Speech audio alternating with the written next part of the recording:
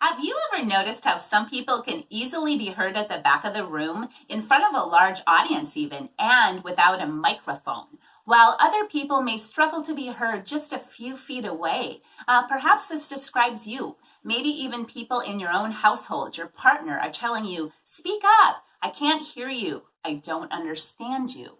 Well, if this is the case, it could be because you're lacking the quality of resonance in your voice. Right, Barbies? Right. I'm Laura Handke, Lake Oswego's transformational voice teacher, and resonance is what classical singers refer to as being in the mask or the buzzy spot. And what that is it's the difference between pulling your voice back in your throat as opposed to utilizing all this space that's up inside your head that causes your voice to ring out and carry. Now, Malibu Barbie and Ken are going to help me demonstrate today what it sounds like when you speak with resonance.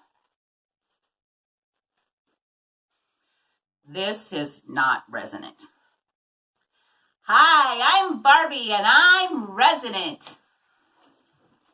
Hi, I'm Ken, and real men speak with resonance. So that's a demonstration of the quality of resonance. However, the word resonant has more than one meaning now, doesn't it? For example, when you're sharing your message in front of an audience and the audience says, "Oh my gosh, that hit me right there. I really get that. That vibes with me." That means that your message resonated with your audience. See, we actually have an inner voice and an outer voice. And the voice is a mirror. The voice reflects what is going on within the person, and what's going on within the person is also reflected with their voice. And I have a very specific example to demonstrate this concept. It's a vocal student of mine named Sue.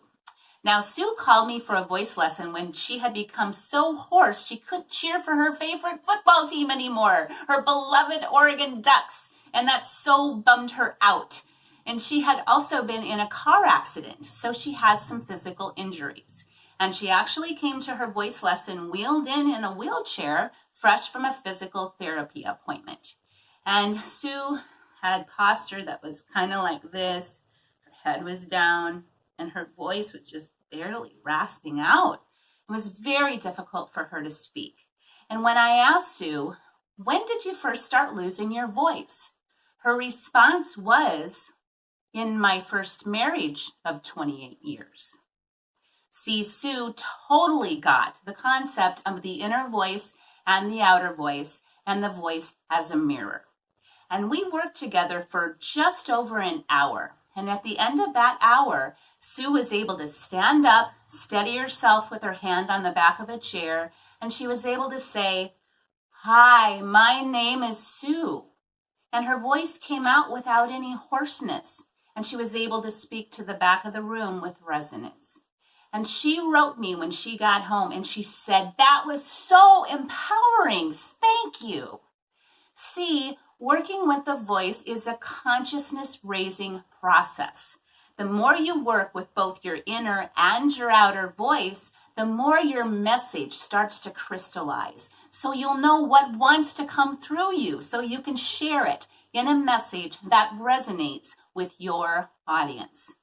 Thank you for joining Malibu Barbie, Ken, and me for this video today, because the world needs your authentic truth spoken in your authentic voice. Come join me on the journey, and we'll see you soon.